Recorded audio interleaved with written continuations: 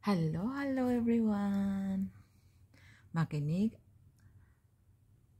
saglit sa aking mga sasabihin sa bagkus mapupulutan ito ng aral.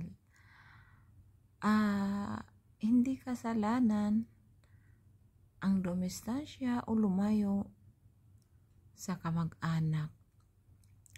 Lalo't lalo na kung hindi ka naman ito kinikilalang kamag-anak at sariling kadugo.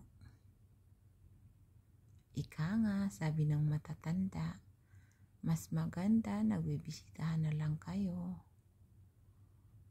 kasi mamimiss nyo at isa't isa. Sana po may napulot kayong aral sa aking sinabi. Thank you for watching.